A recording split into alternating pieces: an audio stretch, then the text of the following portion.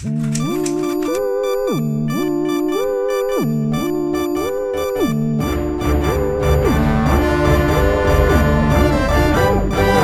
Monday, I spoke about the calls for revolution, politically in some places, societally in most others. On Tuesday, I showed how the so-called American experiment was a boon to the Nouveau riche slave owners and remains a bane to nearly everyone else. And it would be easy to dismiss this problem as an American one or a capitalist one, but it isn't that simple. It's never that simple. When the Berlin Wall and the Soviet state fell in the 1990s, as with all moments of victory, there was an immediate and momentary sense of freedom and opportunity. And for a select few, that remained the case. But nearly everyone behind the Iron Curtain before Gorbachev found themselves becoming either refugees from their society or living through a generation of lawlessness that put most under the thumbs of an ever more corrupt system. No longer crumbling under the weight of a single state shareholder, but a rudderless ship careening at high speeds with a coked out oligarchy at the helm. Even the areas of East Germany following decades of reunification with an economic powerhouse remained the effective Rust Belt Alabama of Europe compared to the shining industrial monster that is the rest of Germany. The people in those places have largely traded one set of oppressive challenges for another. And while the French Revolution lasted only 3 years, it was immediately followed by a backlash, then a restoration, then another revolution, then an emperor, a shaky republic rapidly collapsing under the corruption of the Nouveau riche, a commune that saw Parisians eating whatever they could find in the sewers or at the zoo, another revolution, another republic, another empire, and eventually, a century and a half later, something that continues to simply convulse with halting steps between progress and regression. Are the French better off now? Hell yeah! Life in the ancient regime was brutal, even for the wealthy. The point is, the people who first marched on Versailles in July of 1789 never lived to see the payoff of their rage. The average French citizen suffered as various factions took a century and a half upending each other in nearly Games of Thrones level competitions for control of the state and the people's wealth. And then there's Germany, which best illustrates the real risk of overly quick societal shock, because the German state after the First World War was the epitome of anarchy, upended to redress wrongs without any care or consideration for the impact that societal shock would have. And the average citizen, being always the largest group of any society, will only take the pain of rapid change for so long before they rebel. And in the middle class, rebellion usually doesn't take the form of revolt. The moderates, who like an elastic band can be stretched one way or the next depending on the urgency of the cause, when faced with anarchy, that group will snap behind anyone promising comfort, ease, or law and order. What Shakespeare called bread and circuses. And I mean anyone. The push of revolution is nearly every time met by the snapback demand for stability. And like it or not, societal shock will lead to populations falling for any populist rhetoric, regardless of what's behind the ideology. If it promises to get things working again, make the trains run on time, cut the price of bread, lower the cost of the internet or cell phones, reduce taxes, and restore once held senses of pride. The populace are those whose first acts muzzle scientists, attack watchdogs,